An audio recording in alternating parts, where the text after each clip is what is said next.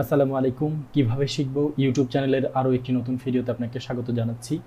প্রিয় দর্শক, আজকের ভিডিওতে আমরা মাইক্রোসফট ওয়ার্ডের উপরে 5টি টিপস অ্যান্ড ট্রিক্স দেখব। এই 5টি টিপস অ্যান্ড ট্রিক্স আপনাকে মাইক্রোসফট ওয়ার্ডে স্কিলড হতে অনেক বেশি সহায়তা করবে। সুতরাং বন্ধুরা, আর কথা না বাড়িয়ে আমরা সরাসরি চলে যাই মাইক্রোসফট ওয়ার্ডের একটি ডকুমেন্টে। বন্ধুরা, আমি মাইক্রোসফট ওয়ার্ডের একটি ডকুমেন্ট ওপেন করলাম, আর এই ডকুমেন্টের মধ্যেই আমি সেই 5টি টিপস অ্যান্ড ট্রিক্স দেখাবো।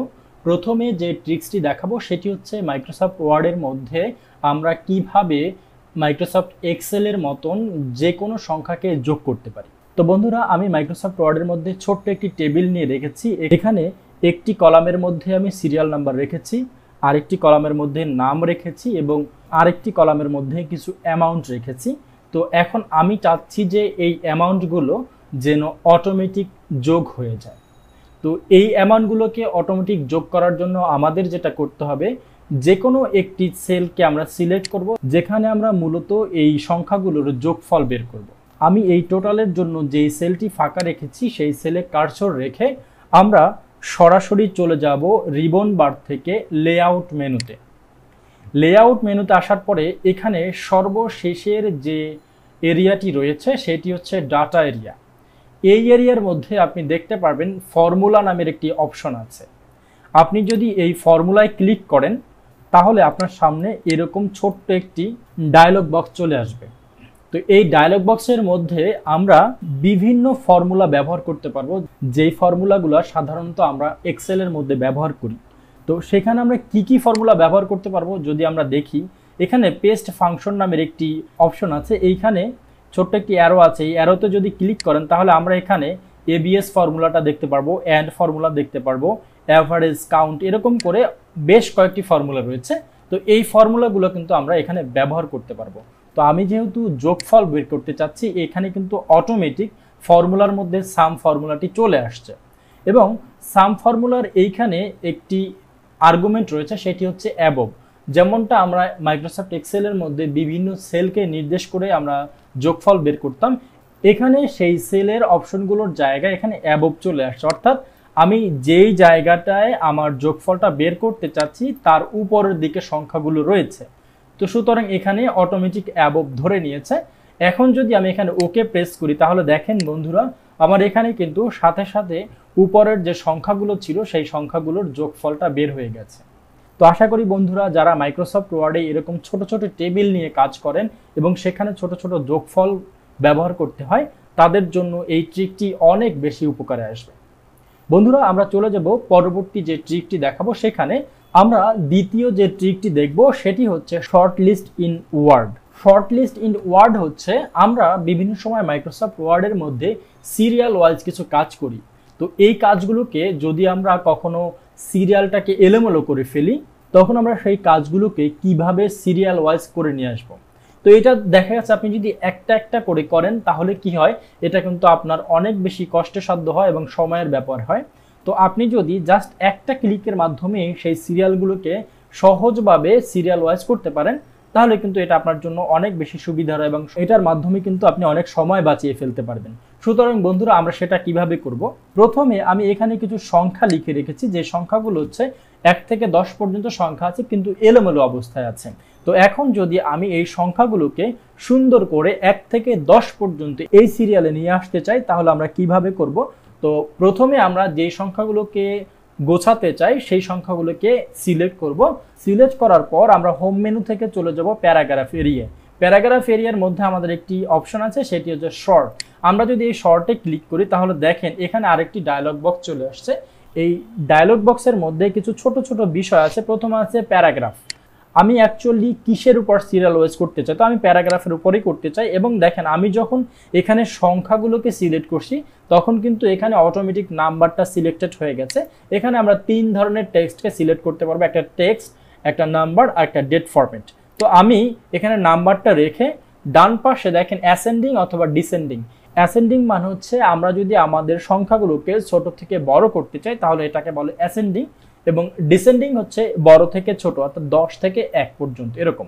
তো আমি এখানে অ্যাসেন্ডিং রেখে এরপরে যদি আমি ওকে ক্লিক করি তাহলে দেখেন বন্ধুরা এখানে কিন্তু জাস্ট একটা ক্লিকের মাধ্যমে আমার 10টা সংখ্যাই কিন্তু সিরিয়াল ওয়াইজ হয়ে গেছে। তো এখানে যদি এরকম কয়েক লক্ষ নাম্বারও থাকতো তাহলে কিন্তু সেই নাম্বারগুলো এক ক্লিকে আপনি সিরিয়াল ওয়াইজ করে নিতে পারতেন। তো বন্ধুরা এভাবে আমরা যদি এই টেক্সটের উপরে করি তো এখানেও এ থেকে যে পর্যন্ত 10টি অক্ষর আছে এবং সেই অক্ষরগুলো কিন্তু এলোমেলো অবস্থায় আছে।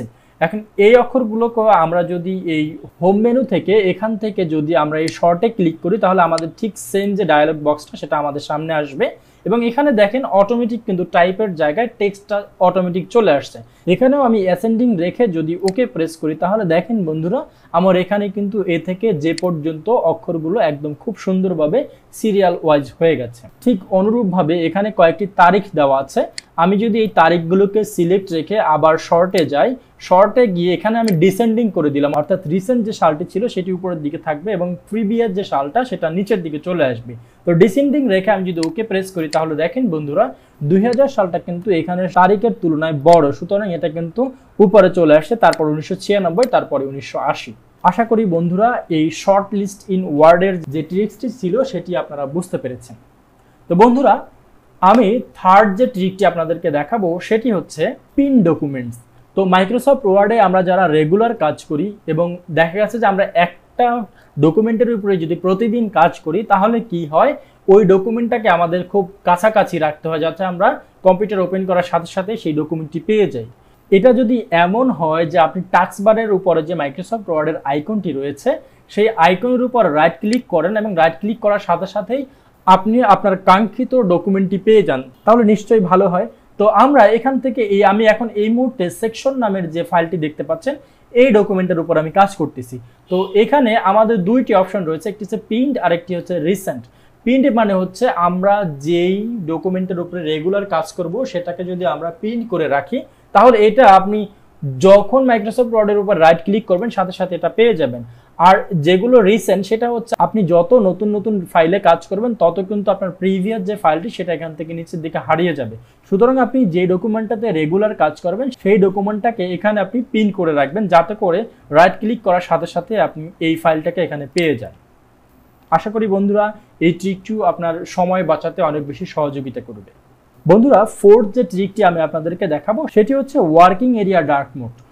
মাইক্রোসফট ওয়ার্ডের মধ্যে ওয়ার্কিং এরিয়া হচ্ছে আমরা যেখানে সাধারণত লেখালেখি করি সেটাকে বলা হয় ওয়ার্কিং এরিয়া।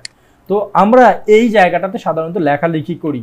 তো অনেক সময় আমরা যারা কম্পিউটারে অনেক সময় যাবত কাজ করি তাদের কিন্তু চোখকে প্রোটেক্ট করার জন্য আমরা আমাদের কম্পিউটারকে ডার্ক মোডে ব্যবহার করি। ঠিক তেমনিভাবে আপনি যদি চান মাইক্রোসফট ওয়ার্ডের যে পেজটি রয়েছে বা ওয়ার্কিং এরিয়াটা রয়েছে সেখানটাও কিন্তু আপনি চাইলে ডার্ক মোড করে কাজ করতে পারেন।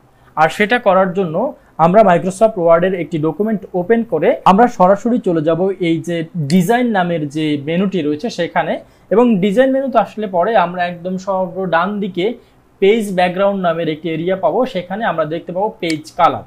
এই পেজ কালার থেকে আপনি আপনার পছন্দসই যে কোনো কালারই ব্যবহার করতে পারবেন এবং এতে করে কিন্তু আপনি যে পেজটাতে কাজ করবেন সেই পেজটা কিন্তু এই কালোই থাকবে না। আপনি যখন এটাকে প্রিন্ট করবেন কিংবা হচ্ছে কাউকে পাঠাবেন তখন কিন্তু এই পেজটা সাদাই থাকবে।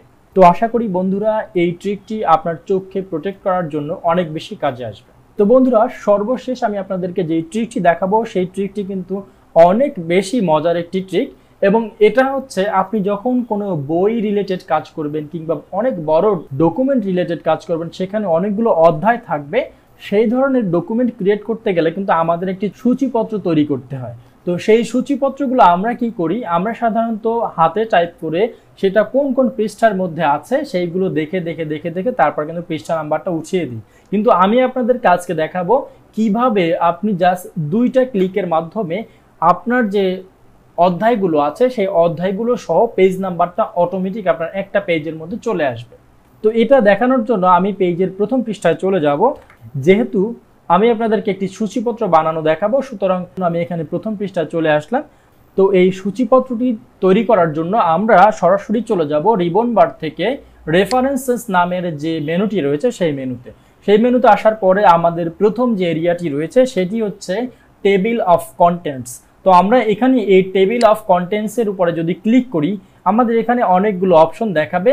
এখান থেকে আমি এই প্রথম যে কন্টেন্টটি রয়েছে সেটাই যদি সিলেক্ট করে দিই, তাহলে দেখেন বন্ধুরা এরকম কিন্তু আমার যতগুলো পৃষ্ঠা রয়েছে সবগুলো পৃষ্ঠার হেডলাইনগুলো কিন্তু অলরেডি চলে আসছে।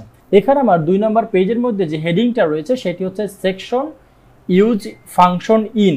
এখানে কিন্তু ওয়ার্ডটা লেখা নাই, তো আমি এখানে ওয়ার্ড লিখে দিলাম। দেখেন বন্ধুরা এখন পর্যন্ত কিন্তু আমার এখানে ওয়ার্ডটা লেখা হয়নি। আমার এই 2 নম্বর পৃষ্ঠার মধ্যে অটোমেটিক চলে আসছে সেকশন ইউজ ফাংশন ইন। এখানে কিন্তু আমি ওয়ার্ডটা পরবর্তীতে লিখেছি এবং এখানে দেখেন আমার পৃষ্ঠা নাম্বার কিন্তু 2 চলে আসছে। 3 নম্বর পৃষ্ঠা আমি দেখেছিলাম শর্ট লিস্ট ইন ওয়ার্ড, তারপরে 4 নম্বর পৃষ্ঠা এটা দেখেছিলাম পিন ডকুমেন্টস। এরকম কিন্তু আমার যতগুলো পৃষ্ঠা রয়েছে সবগুলো পৃষ্ঠার হেডলাইনগুলো কিন্তু অলরেডি চলে আসছে। তো এখন এইখানে আমি 2 নম্বর পৃষ্ঠা আমার হেডিং এর মধ্যে এই ওয়ার্ডটাকে আমি চেঞ্জ করেছি। তো এইটাকে আমি আবার কিভাবে নিয়ে আসব? এটাকে নিয়ে আসার জন্য আপনি এই কন্টেন্টের মধ্যে যে কোনো জায়গায় ক্লিক করবেন। ক্লিক করলে আপনার সামনে এরকম একটি অপশন চলে আসবে আপডেট টেবিল। আপনি যদি এই আপডেট টেবিলে ক্লিক করেন এবং এখানে 2টি অপশন আছে, একটি হচ্ছে আপডেট পেজ নাম্বার অনলি, অর্থাৎ কোনো কারণে যদি আপনার পেজ নাম্বারগুলো আপনি এলোমেলো করেন তাহলে কিন্তু এটা অটোমেটিক সেটা চলে আসবে। আবার আপডেট ইন্টার টেবিল। তো এখন দেখেন বন্ধুরা আমার কিন্তু এখন পর্যন্ত প্রথম যে কন্টেন্টটা রয়েছে সেটা হচ্ছে ফাংশন ইন পর্যন্ত, ওয়ার্ডটা কিন্তু নেই। তো আমি যদি এখানে এই আপডেট ইন্টার টেবিল এটাকে সিলেক্ট রেখে এখানে যদি ওকে দেই, তাহলে দেখেন বন্ধুরা ম্যাজিকের মতো কিন্তু আমার ওই যে ওয়ার্ডটা আমি যেটা চেঞ্জ করেছিলাম সেটা কিন্তু এখানে আপডেট হয়ে গেছে। তো আশা করি বন্ধুরা এই বিষয়টি আপনার অনেক বেশি ভালো লেগেছে।